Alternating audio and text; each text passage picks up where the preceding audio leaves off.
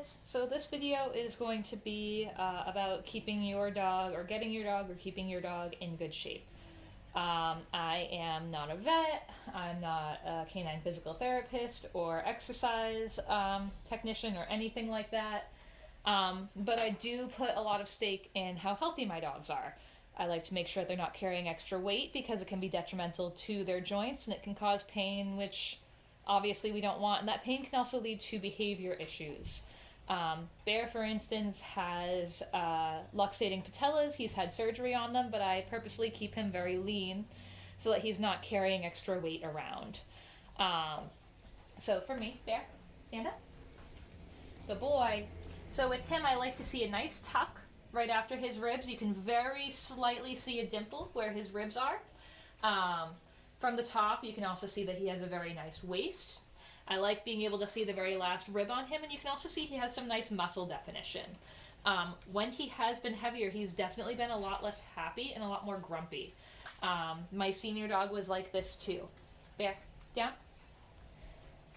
All the way. So I keep my dogs fit with a couple of different things. I make sure that they're eating the right amount. So oftentimes people rely on what is on the bag to feed their dogs. That is a good rule of thumb, but I find that oftentimes we are overfeeding our dogs that way. So if you find that your dog is overweight, it's okay to modify. Or if your dog's underweight, some dogs eat a lot more than what they should be, or what the bag says that they should be. Mally, for instance, is a very athletic dog. So I feed her generally more than what the bag says, and she still keeps a very nice lean weight. So the bag is a guideline. It's not a rule.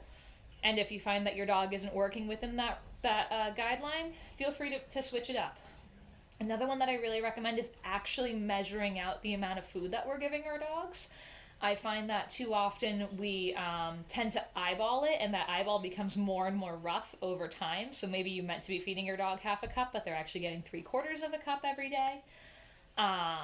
So if you're struggling with that, it's helpful to actually fully measure out what half a cup is, and then just, you could even use a solo cup, and you can just cut that size so you know exactly what you're feeding your dog.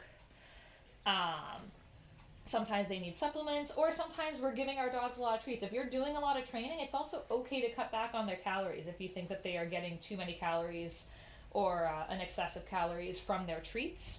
I tend to use very small training treats, so it doesn't add a whole lot to their calories, and I also tend to train with their meals.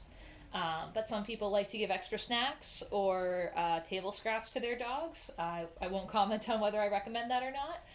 But if you know that you're giving your dog a lot of calorie sources from calories from other sources, do keep in mind that you should probably be pulling back on how much they eat. My dogs are leaner than your average pet dog. Like Bear could gain probably another 5-10 pounds and still be within that comfortable range. So your dogs definitely don't need to be as lean as mine are. But your average pet dog at this point is usually fairly overweight. So you should be able to feel the ribs pretty readily. If you're pushing down, you don't want to necessarily be able to see them protruding out strongly. Ideally, you're not seeing the spine. But you want to be able to feel those ribs. Most dogs, you want them to have a solid waist on them. And that is really helpful for their overall well-being. It helps them live longer. And it helps them feel better, and it makes exercise more enjoyable for them. Another note is that if your dog is overweight, usually you want to start by pulling back on their calories, and then you can start adding some exercise. If you try and heavily exercise a dog who is overweight, it can be really detrimental for them. Oftentimes people try and exercise the weight off of their dog, but they don't always take into account the calorie intake for their dog, which again isn't to their benefit. Other options are a lot of people just rely on walks to get the calories off of their dog. If you can do like a long line, even if you maybe don't have a fenced-in backyard, you could do a long line and some tug or running around with your dog in an open area so that you still have control on them, even if you don't have a recall. Giving them that outlet is really helpful. And then obviously you also have other things like treadmills that you could get, or you could take them swimming. There's sports that you can get them into, but you don't want to do that if they are heavily overweight, because again it can hurt them. we've taken dogs who were extremely obese and worked them back to a healthy weight, and it generally helps. One of our foster dogs was heavily overweight, Charlie. He was in another one of our videos, and he came to us so overweight he didn't have a waist. He was actually, his skin was tight like a sausage almost, the poor guy.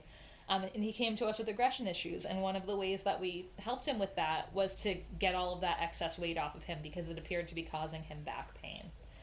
Um, so keep in mind, just try and look at it from a health standpoint for your dog, and it's just one more way that you can show them that you love them and take good care of them. All right, I hope that helps. Have a great day.